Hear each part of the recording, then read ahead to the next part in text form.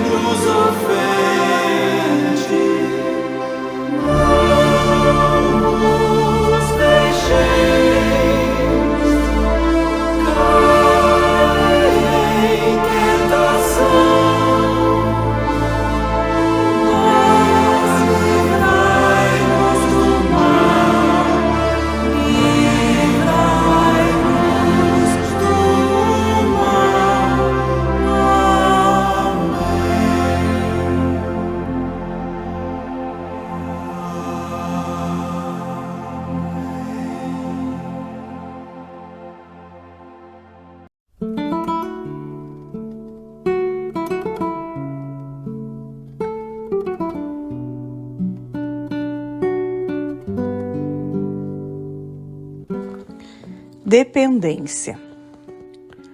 Nossa autonomia, tanto física, emocional, mental como espiritual, está diretamente ligada às nossas conquistas e descobertas íntimas. As dificuldades de nosso desenvolvimento e crescimento espiritual se devem ao fato de que nem sempre conseguimos encontrar com facilidade nossa própria maneira de viver e evoluir. Cada um de nós está destinado a participar de uma maneira específica e peculiar na obra da criação. Entretanto, é imprescindível compreendermos nosso valor pessoal como seres originais, ou seja, criados por Deus sob medida, percorrendo particularmente nosso caminho e assumindo por completo a responsabilidade pelo nosso próprio crescimento espiritual.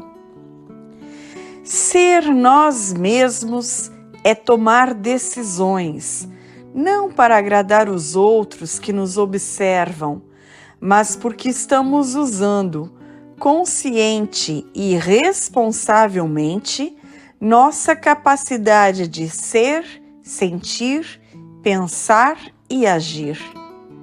Ser nós mesmos é eliminar os traços de dependência que nos atam às outras pessoas.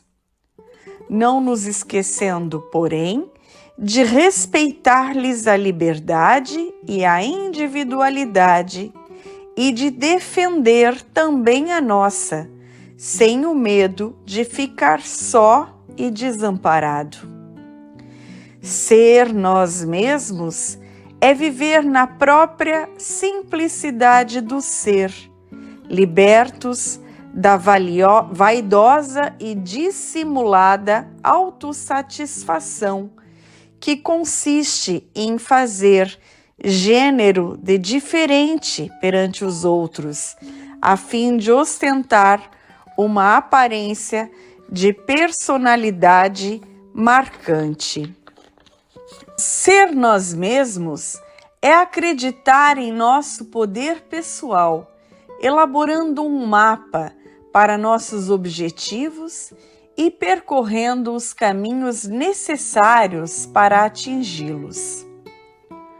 No Novo Testamento, capítulo 7, versículo 13, assim escreveu Mateus em seus apontamentos: Entrai pela porta estreita, porque larga é a porta e espaçoso o caminho que leva à perdição.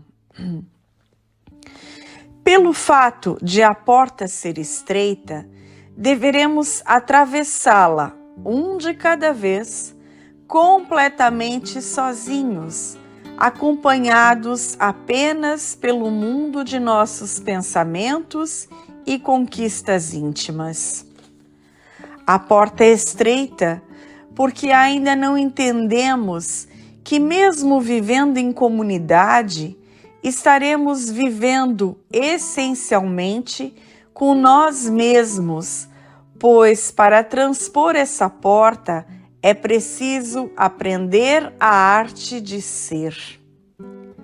Efetivamente, atingiremos nossa independência quando percebermos a inutilidade dos passatempos, das viagens, do convencionalismo da etiqueta, do consumismo que fazemos somente para conquistar a aprovação dos outros e não porque decorrem de nossa livre vontade. Eliminar o domínio, a autoridade ou a influência das ideias, das pessoas, das diversões, dos instintos, do trabalho e dos lugares, não significa que precisamos extirpar ou abandonar completamente todas essas coisas, mas somente a dependência. Podemos nos ocupar desses assuntos quando bem quisermos, conforme nossas necessidades e conveniências, sem a escravidão do condicionamento doentio. Passar por esse trajeto restrito é ter a coragem de romper as amarras internas e externas que nos impedem a conquista da liberdade. Perguntemo-nos: quantos dos nossos atos e atitudes são subprodutos de nossas dependências estruturadas na subordinação da sociedade? A submissão social tem sua base inicial na busca de aprovação dos outros, colocando os indivíduos na posição de permanentes escravos e pedintes do aplauso hipócrita e do verniz da lisonja. A travessia desse longo caminho ermo nos levará ao reino dos céus, estruturado e localizado na essência de nós mesmos. Para tanto, devemos recordar-nos de que as leis divinas estão escritas na nossa consciência, cabendo-nos aprender a interpretá-las em nós e por nós mesmos. Jesus Cristo constantemente referia-se a esse reino interior como sendo a morada de Deus em nós. Por voltarmos costumeiramente nossos olhos para fora e não para dentro de nós mesmos, é que nunca conseguimos vislumbrar as riquezas de nosso mundo interior. Mateus prossegue em seus comentários dizendo: apertado é o caminho que leva à vida e poucos há que o encontrem. Por vida, devemos entender não apenas a manutenção da vida biológica na Terra, que é passageira e fugaz, mas a plenitude da vida superior, iniciada, sobretudo, na vivência do mundo interior.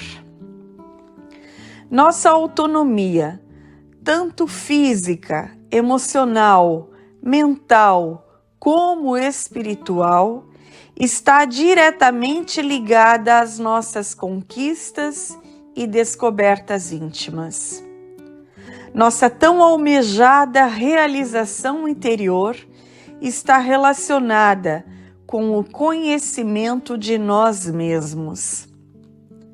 Apertado é o caminho, porque exige esforços importantes para que possamos eliminar nossos laços de dependência neurótica, os quais nos condicionam a viver sem usufruir nossa liberdade interior, aceitando ser manipulados pelos juízos e opiniões alheias.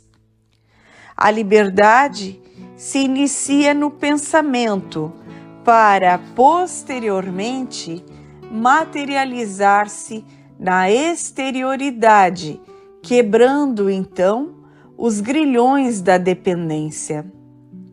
Os espíritos amigos enfocaram o assunto com muita sabedoria, afirmando: no pensamento goza o homem de ilimitada liberdade, pois não há como pôr-lhe peias.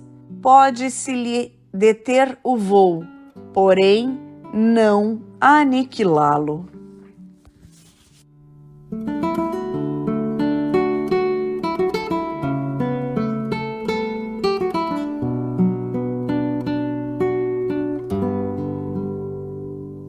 A infância espiritual. A vida é um aprendizado. A Terra é um planeta escola. Estamos aqui para aprender. São muitas as máximas a nos lembrar de que o propósito básico da vida é evoluir. No entanto, todos nós, ainda que por breves momentos, seguimos um sentido diferente desta programação inicial. Estacionamos.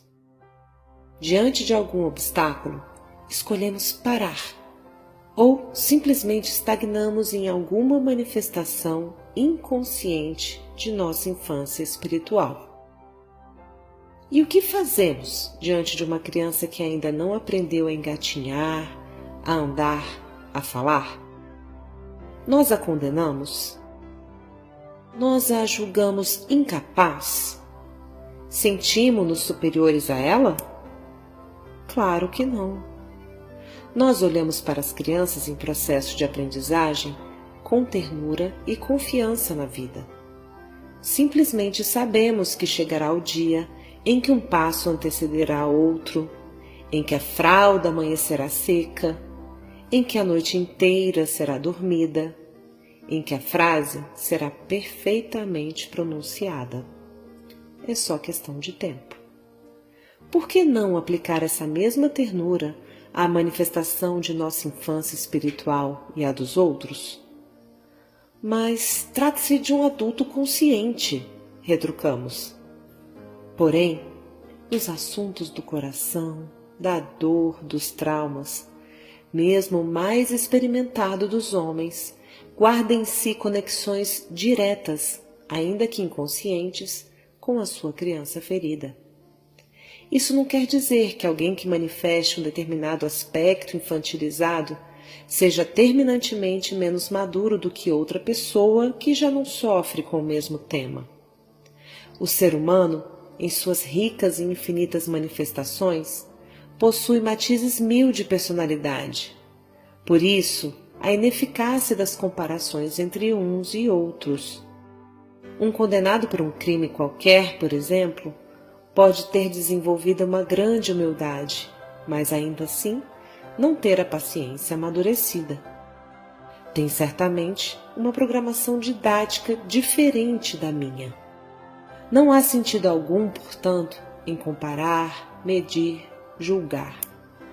Cada pessoa tem a sua proposta acadêmica como que gravada na consciência. O caminho a ser percorrido por cada um é único e intransferível. Julgar esse roteiro é, portanto, tão ineficaz quanto indesejável. Ao nos depararmos com a impaciência alheia, a teimosia, o orgulho, a vaidade e o egoísmo, lembremos: eis a infância espiritual deste irmão, que eu possa servir de instrumento para ele seguir em frente. Que eu me abstenha de condenar, apontar, ferir.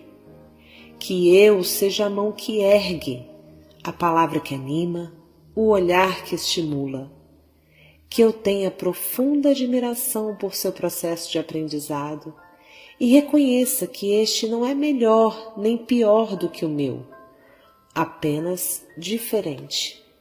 Que eu o observe com a mesma doçura que lanço à criança que aprende a caminhar, porque eu também, certamente, tenho questões a amadurecer, equações a solucionar, verbos a conjugar, respostas a encontrar, teses a dissertar. Quando não temos êxito na escola, ficamos de recuperação para sermos reavaliados. Se ainda assim não der certo, repetimos de ano para revisitar, uma vez mais, a lição ainda não apreendida. Porém, não retrocedemos nunca, nem voltamos para uma série anterior. Apenas estacionamos. Neste lugar, aguardamos que a vida lance novamente as perguntas que nos estimularão a desenvolver e expressar a resposta esperada. Uma vez respondida, a etapa é superada e voltamos a caminhar. Retomamos o nosso movimento ascensional. E a vida, como excelente mestra que é, amorosamente nos lança novas outras interrogações. E assim vamos fluindo, de pergunta em pergunta, de resposta em resposta, galgando os níveis da nossa programação evolutiva. É a ânsia da vida por si mesma, conduzindo-nos rumo à excelência, nos degraus da maturidade espiritual. Gratidão, ó Pai, pela fantástica escola da vida.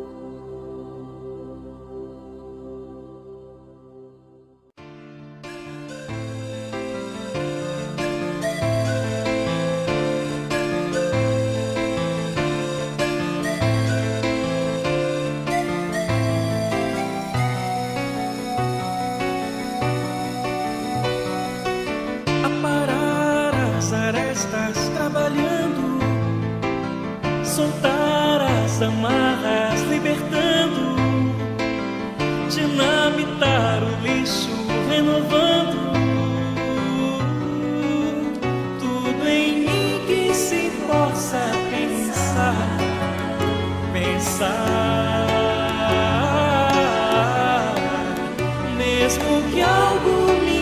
pressa de andar, de andar.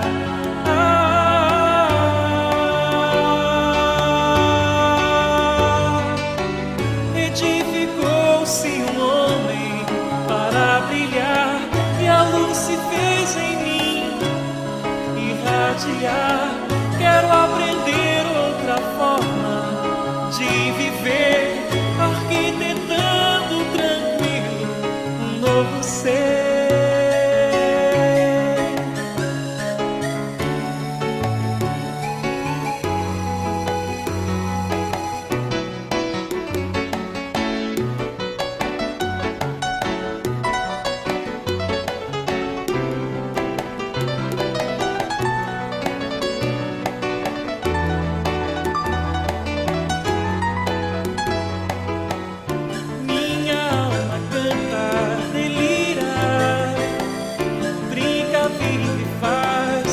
Primas, e a força do querer se amplia. Tudo em mim que se possa pensar, pensar. Mesmo que algo me impeça de andar, de andar.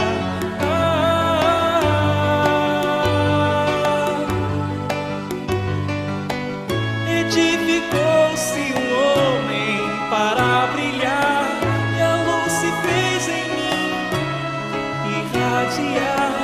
Quero aprender outra forma de viver, arquitetando tranquilo um novo ser.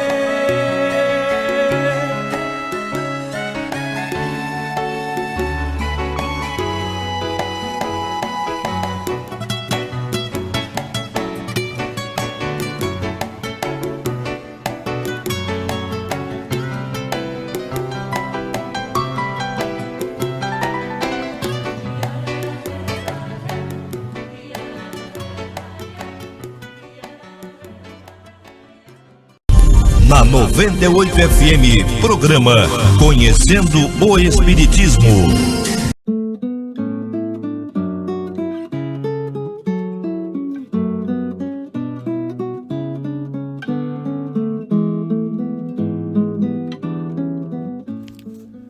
Somos seres espirituais.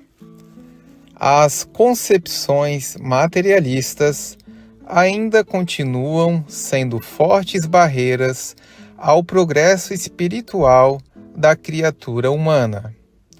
Até quando teremos que sofrer para nos libertar do jugo do materialismo que impera até mesmo entre os nossos irmãos espiritualistas? Se a criatura humana raciocinasse como sendo um espírito imortal, se não visse a vida na carne como um fim em si mesmo, mas como uma chave para o seu progresso espiritual, por certo, viveria sem tantos problemas e aflições. É preciso que nossos irmãos se lembrem que somos espíritos mergulhados na matéria e não um ser material carregando um espírito. Cuidemos para que a vida na carne não nos traga tantas ilusões. A maioria, quando desencarna, chega do outro lado da vida, amargando muitas desilusões, porque centralizaram a vida terrena em situações transitórias, como riqueza, títulos, prestígio, fama, poder e beleza. Não queremos dizer que a criatura na Terra não possa usufruir dessas condições, mas que corre grande perigo quando coloca o seu coração nesses tesouros que os ladrões roubam e as traças roem. Em tudo o que fizermos, coloquemos um sentido espiritual.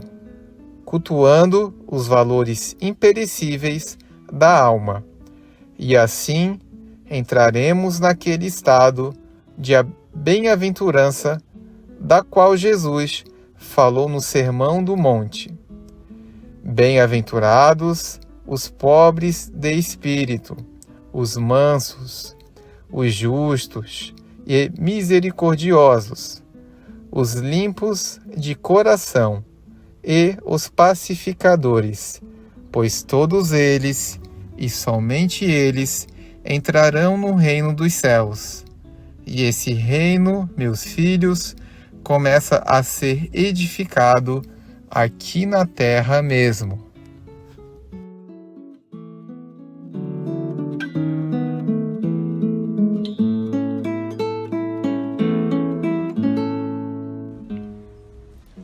Os germes da perfeição. A lei da fraternidade é uma realidade no universo criado e vibra em cada ser na dimensão que lhe é própria. No reino nominal, é um germe contido na personalidade que vem sendo trabalhado na multiplicidade das existências para que alcance a luz do amor. Assim é que não devemos desanimar perante as dificuldades encontradas em nosso interior de amar. O mais importante é persistir nos exercícios que despertam os dons e os valores morais. Não foi à toa que Jesus afirmou: aquele que preservar até o fim será salvo. O Pai nos criou simples e ignorantes, mas com todos os germes das perfeições latentes. Quando passamos pelas mãos de Jesus, pelo seu sopro divino, alcançando o dom da inteligência, nos tornamos responsáveis por nós mesmos e passamos então a responder por todas as nossas atitudes. Submetidos à lei de ação e reação, passamos a marcha evolutiva, nascendo e morrendo, e tornando a nascer e a morrer, para acordar em nós outros valores que compõem a personalidade do homem de bem. Nessa compreensão, passamos a olhar o nosso irmão como Jesus nos viu, na infância espiritual. Passamos então a desenvolver a tolerância, a paciência e a aceitação de tudo quanto não podemos modificar. Por inteligência, reconhecemos as necessidades da nossa trajetória evolutiva, reconhecendo Deus como fonte fecunda e viva em nossa alma, ao qual devemos obedecer com humildade e gratidão. Os ensinamentos de Jesus nos dão mostra da perfeição de valores que devemos alcançar e nos aponta também a distância que nos separa do Mestre, se analisados com sinceridade e os próprios valores, é claro. Porém, observando os seus 3 anos de apostolado, bebendo daquela água ofertada à samaritana, é que vamos acordando os valores imortais e passando aos exercícios de fraternidade para alcançarmos a plenitude do amor. Quando dispomos a esses ensinamentos, somos amparados e fortificados nesse interesse, acendendo a luz interna, capacitando-nos ao trabalho de doar, na maior disposição para o amor. Os postulados espiritistas aí estão para fazê-los compreender as leis, para estimulá-los a viverem as leis. Orientem-se, meus irmãos, nesse manancial de luz trazido ao mundo pela bênção da mediunidade, com o fim, claro, de curar o espírito, de fazer saudável a alma, para que os corpos se recomponham. É claro, irmãos, que certos incômodos que trazem se refletem na deformidade da alma, pelos vícios e os hábitos nocivos do passado. É somente no resgate, nas dores e nos problemas que iremos alcançando a harmonia celular. O arrependimento, meus irmãos, é o primeiro passo para o conserto de nós mesmos. No entanto, Esse sentimento isolado não alivia os danos causados aos outros no passado. Somente o trabalho do bem na caridade se mácula, resulta na limpeza psíquica e libera-nos dos que até então conviveram conosco na sintonia da ignorância e da perseguição. O amor vai cobrindo a multidão de pecados e abrindo os caminhos da vida para uma existência de paz e de tranquilidade. Porque devemos viver em paz e podemos viver em paz, com tranquilidade, em meio às provas e resgates, aceitando com humildade a ajuda dos sireneus e fazendo a nossa parte. Como assim? Perdoando para sermos perdoados, desprendendo-nos dos bens materiais, agradecendo sempre as oportunidades e praticando a caridade, orando e vigiando para desenvolver a fé com obras. A lei de justiça, meus irmãos, é para todos. Devemos aceitar a nossa posição, seja qual for ela. Querendo, podereis modificar a vós mesmos e alcançar aquela fraternidade do nosso mestre que dizia: quem é minha mãe e quem são meus irmãos?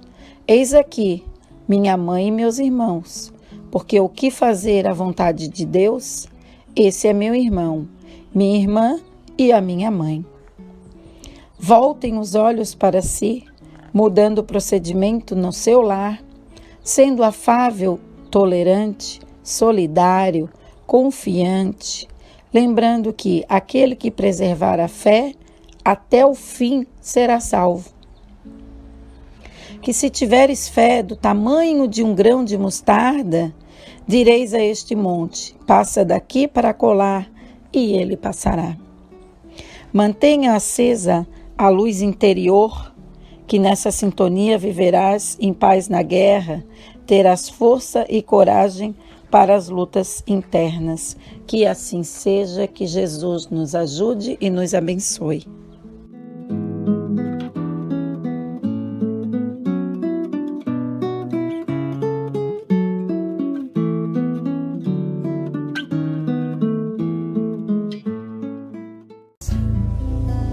A virtude da humildade.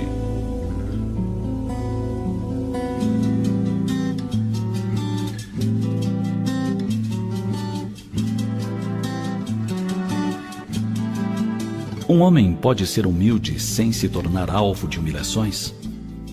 A humildade deixa as criaturas sem autoestima?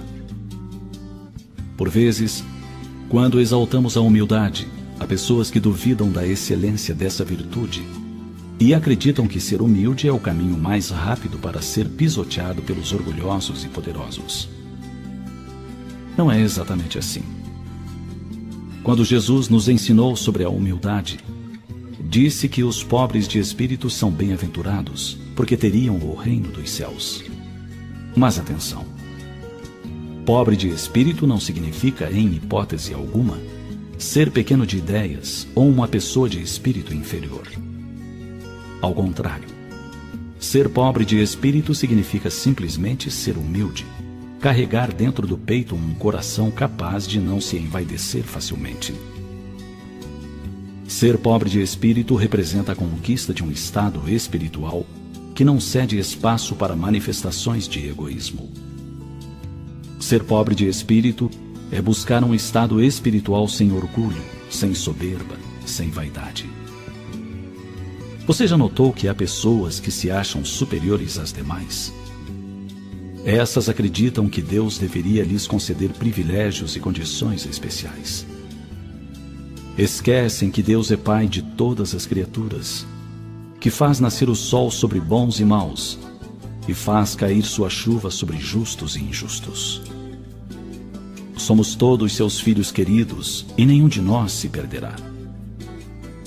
O pobre de espírito é aquele que é capaz de olhar para todos os seres humanos como seus irmãos. É um homem de bem, asserenado pela certeza de que todas as pessoas são profundamente interessantes e dignas de respeito. A pessoa verdadeiramente humilde não se considera superior nem inferior a ninguém, pois vê em todos um universo de inteligência e de beleza. Por isso, o humilde não discrimina nem maltrata qualquer pessoa.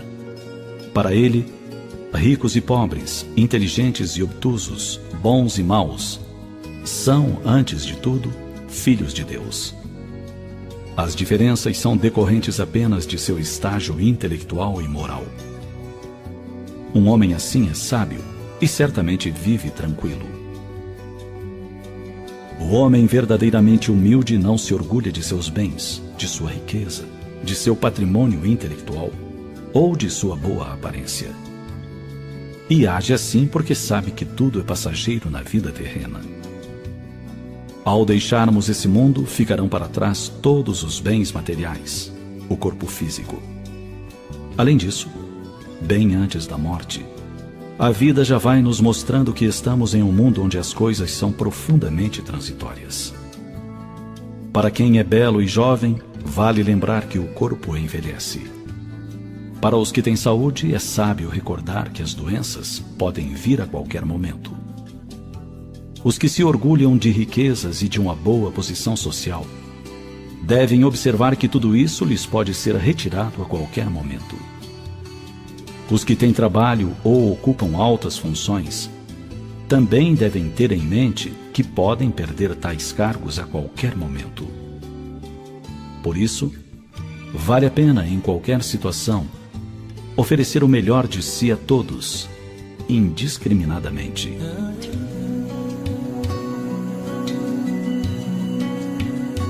O homem humilde é o mesmo em todas as ocasiões. Se está em situação desfavorável, conserva-se tranquilo e não se sente inferiorizado, pois conhece suas potencialidades. Se vive em condições confortáveis, busca vivenciar a solidariedade, a alegria, o bom humor e a tolerância. É assim que se constrói um futuro de alegria e realização.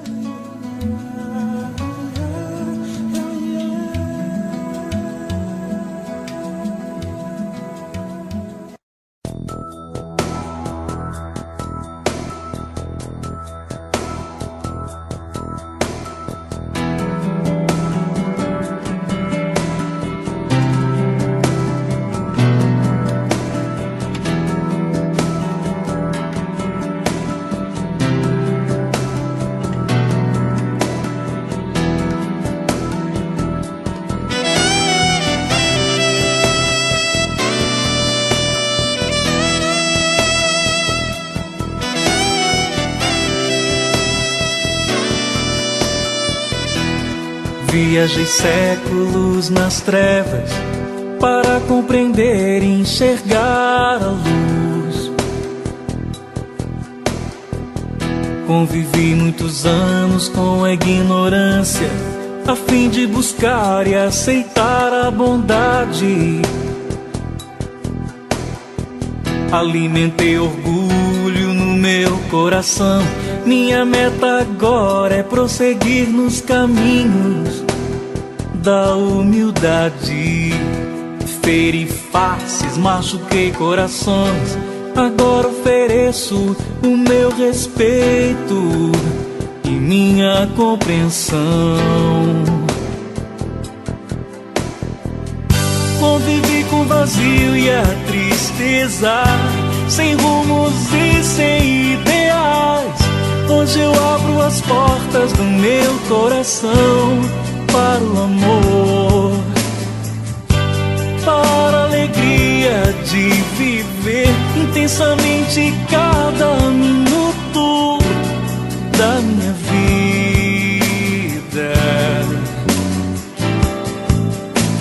Sim, eu enxergo a luz, a paz mora no meu coração. Meu verbo predileto chama-se amar.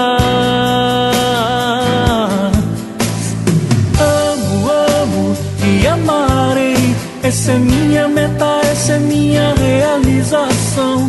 Amo, amo e amarei. Essa é minha meta, essa é minha realização.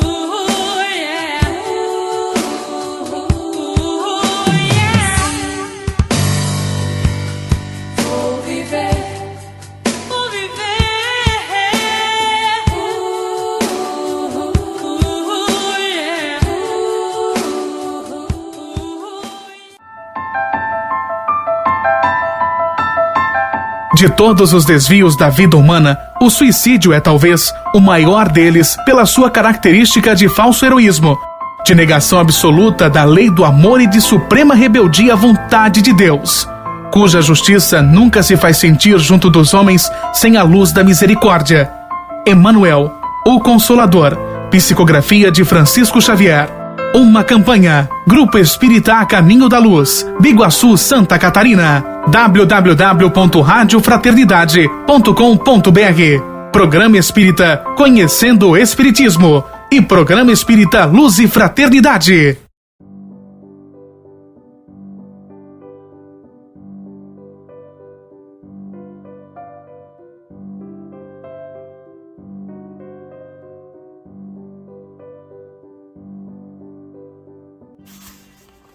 Transição planetária. Queridos filhos, nosso planeta passa por transições inadiáveis e irreversíveis, tal como a criança necessita entrar na adolescência para depois alcançar a juventude e a maturidade. O tempo caminha para a frente, e o tempo da regeneração na face da Terra já é uma realidade espiritual inadiável. Cada transposição de fase é marcada por mudanças físicas, psicológicas e espirituais, e que vão ocorrendo de forma tão imperceptível que seria quase impossível definirmos o ponto em que uma termina e outra começa. Nosso planeta também se encontra passando pela grande transição de mundo expiatório para mundo de regeneração. O edifício da regeneração não está pronto, mas a sua edificação está iniciada e caminha a passos firmes e seguros, de acordo com a vontade do nosso governador planetário, o Cristo Jesus. Não creiamos, porém, em final dos tempos, cuja conceituação deve ser entendida apenas como transição para uma nova era na face da Terra, onde o amor será o esforço contínuo e consciente de cada criatura na busca do próprio aperfeiçoamento. Ainda não será o mundo de espíritos perfeitos, mas de criaturas que já esboçam sinais claros de que a fraternidade entrou na pauta de suas vidas, que não é mais possível viver apenas pensando na própria felicidade sem se importar com a felicidade do próximo. A nova era chegou, os portais estão abertos e todos, desde há muito tempo, estão sendo convidados a estes novos tempos de paz e renovação moral da humanidade. Os clarins tocam fortemente, convocando os homens de boa vontade a finalmente herdarem a terra pelo título de servidores do Pai. Já não nos bastará o simples querer, o mero desejar, porquanto o nosso ingresso não se fará apenas com promessas vãs de amor e de transformação íntima, mas com atitudes que identifiquem a real presença do amor em nossas vidas. Carecemos de meditar nas palavras de Santo Agostinho, exaradas em O Evangelho segundo o Espiritismo. Abre aspas. Não avançar é recuar, e se o homem não estiver firme no caminho do bem, pode cair novamente em mundos de expiação. Fecha aspas. Vamos nos manter firmes no caminho do bem, pois somente o bem vivenciado credencia o nosso passaporte espiritual para os mundos mais felizes.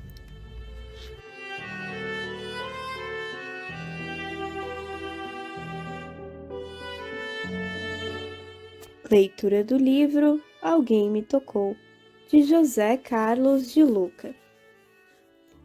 Sede, portanto, perfeitos como vosso Pai Celeste é perfeito. Assim disse Jesus. Com tais palavras, Jesus esclarece qual é a nossa missão de vida, a busca da perfeição. Quando o Mestre afirma para sermos perfeitos, está implícita a ideia de que nós ainda não chegamos a tal estágio. Talvez isso seja óbvio demais para muitos. No entanto, cremos que a maioria de nós se acha um tanto acomodada consigo mesma, desinteressada em seu próprio aprimoramento. A busca da perfeição se confunde com a busca da própria felicidade. Quanto mais virtudes a pessoa adquirir, mais próxima da felicidade ela estará. Quanto mais imperfeições acumular, mais distante da felicidade ela ficará e, portanto, maior soma de problemas terá de enfrentar. Distanciar-se do sofrimento implica burilamento de si mesmo. O diamante é uma pedra preciosa que precisou ser lapidada. Nós também somos pedras preciosas, criadas por Deus, e também precisamos lapidar nossos conhecimentos e sentimentos.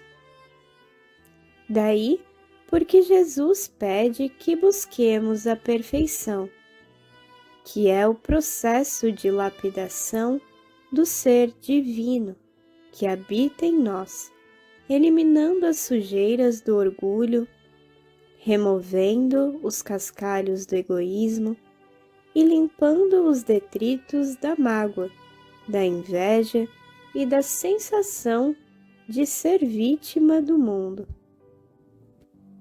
Quanto mais lapidados, mais nos aproximaremos da nossa essência, que é luz da emanação de Deus. Este é o caminho da felicidade, aprimoramento íntimo, descoberta das riquezas interiores e expansão da nossa luz interior. O primeiro passo para o nosso aprimoramento é eliminar o orgulho, que muitas vezes nos ilude com a ideia de que já sabemos tudo e que não há nada mais a aprender. Geralmente, age assim quem já conquistou algo em sua vida, alcançou algumas vitórias e acredita que nada mais lhe resta para conhecer e melhorar. O momento mais crítico de uma empresa é quando ela chega ao sucesso. O instante mais perigoso de um relacionamento é quando um dos envolvidos acredita que já conquistou o outro. Quem acredita estar no topo de uma situação geralmente não enxerga os buracos bem rentes aos seus pés. O ditado de Sócrates continua de extrema valia: só sei que nada sei. Nosso aprimoramento deve se abrir em duas frentes: intelectual e emocional. Precisamos desenvolver a razão e o sentimento. É claro que nesta balança de razão e sentimento, a humanidade vem pendendo mais para o lado da razão do que para o do sentimento. Crescemos consideravelmente no terreno da razão, mas ainda somos crianças no campo dos sentimentos e emoções. Não adianta ao homem conhecer como se chega à lua se ele ainda não sabe como chegar ao próprio coração. Do ponto de vista intelectual, temos de admitir que o conhecimento cresce e se multiplica numa velocidade espantosa. Os conhecimentos jurídicos que adquiri na Faculdade de Direito há 20 anos não me seriam suficientes hoje ao exercício profissional.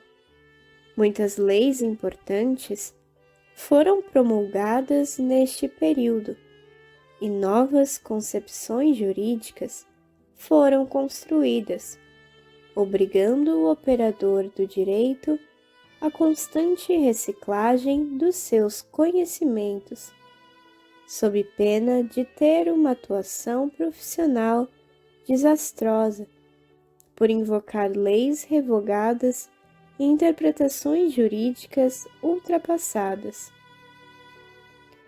No campo das emoções ocorre o mesmo fenômeno. Não basta termos boa inteligência racional se nossas emoções estão desequilibradas, resultantes de um egoísmo desenfreado que nos torna agressivos, intolerantes, individualistas e sem nenhum respeito para com o próximo. A ausência de emoções e sentimentos nobres e sadios colocará em risco não apenas a nossa carreira profissional, mas também todos os nossos relacionamentos, pois quem há de suportar viver ao lado de uma pessoa de péssimo gênio? Daniel Goleman, um dos mais renomados psicólogos da atualidade, esclarece que a pessoa que ele denomina de emocionalmente inteligente precisa desenvolver o autocontrole dos instintos e sentimento de piedade em relação ao próximo. Em outras palavras, a psicologia moderna ratifica os ensinamentos de Jesus.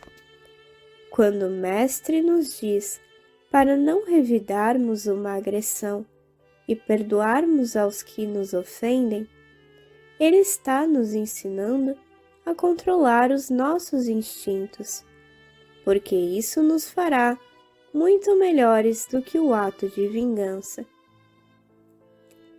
Quando Jesus pede para nos sensibilizarmos com a dor do próximo, prestando o socorro que nos for possível, ele está nos ensinando a ter compaixão, porque isso nos fará muito melhores do que viver na indiferença do egoísmo. Precisamos nos convencer de que estamos vivendo esta experiência na Terra para buscarmos a perfeição de que o Evangelho nos fala. Jesus não veio passar a mão na nossa cabeça e dizer: meu amigo, fique como está, que tudo vai ficar bem. Não, Jesus é o mestre da transformação interior. Ele certamente está nos dizendo: meu amigo, mude para melhor, que você vai melhorar. É certo que esta perfeição não se alcança da noite para o dia. Muitas pessoas se atrapalham porque desejam obter a perfeição em um só golpe. E aí adquirem a doença da perfeição, que é o perfeccionismo. É preciso termos compaixão de nós mesmos para entendermos que nossas imperfeições não serão superadas de uma hora para outra, mas sim à custa de um trabalho interior perseverante e sem data para terminar. Não tenhamos pressa de atingir a perfeição, mas também não caminhemos tão devagar, que o sofrimento tenha que vir para nos fazer andar mais depressa.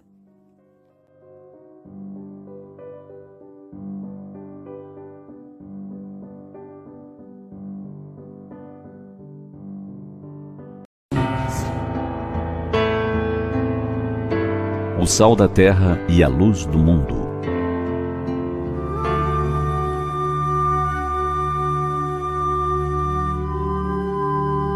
Algumas estatísticas apontam que ao menos 1/3 da população do nosso globo é cristã.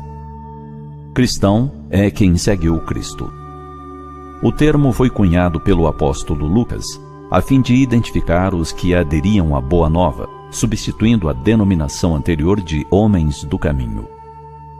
Com esse número, é de crermos que essa massa qualificada deve fazer a diferença no mundo. Isso porque a regra máxima do cristianismo é amar a Deus sobre todas as coisas e ao próximo como a si mesmo.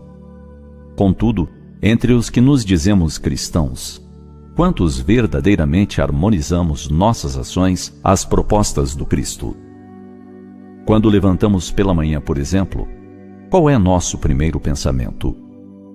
Lembramo-nos de, mesmo em uma frase rápida, agradecer o retorno ao corpo físico após o repouso noturno e pedir as bênçãos celestes para o dia que se anuncia?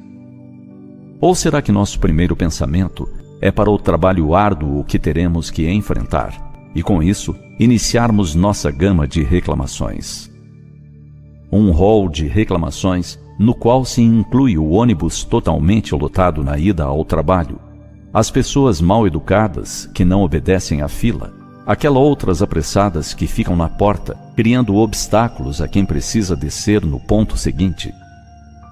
Ao tomarmos a primeira refeição, agradecemos o pão, o leite, o café? Ou reclamamos porque falta o queijo, a manteiga, o iogurte, o cereal? Lembramos de agradecer quem nos providencia a roupa? Ou somente reclamamos porque a camisa não está bem passada? Ou aquela que queríamos vestir hoje ainda está na lavanderia? Enfim, o exame que devemos nos propor é se somos especialistas em reclamação. Verifiquemos que se primamos por reclamar de tudo e de todos, se vemos defeitos em tudo que nos rodeia, do governo municipal ao nacional, da escola pública à universidade, da panificadora local ao grande mercado, com certeza nos tornaremos expert. Expert na arte de reclamar.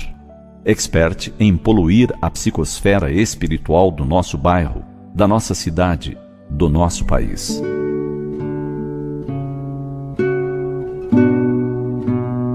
Em tempos em que falamos da transição pela qual passa o nosso mundo, em que aguardamos um mundo novo, com menos violência e um tanto mais de cooperação e paz, que estamos fazendo nós, os seguidores do Cristo?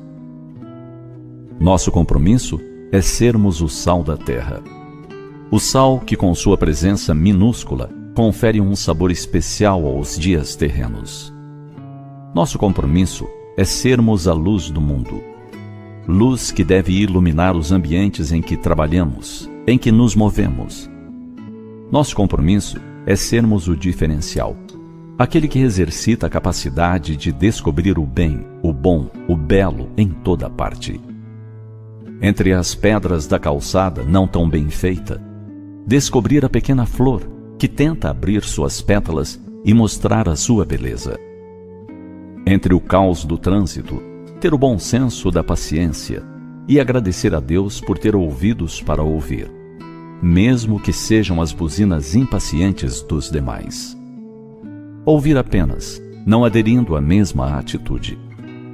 Enfim, cumprirmos o que o Cristo espera de nós. A adesão às normas que estabeleceu e espalhar o perfume da nossa presença amiga, acolhedora, harmoniosa, onde quer que nos encontremos. Pensemos nisso enquanto o sol se espreguiça, as nuvens bocejam e o dia deseja despertar.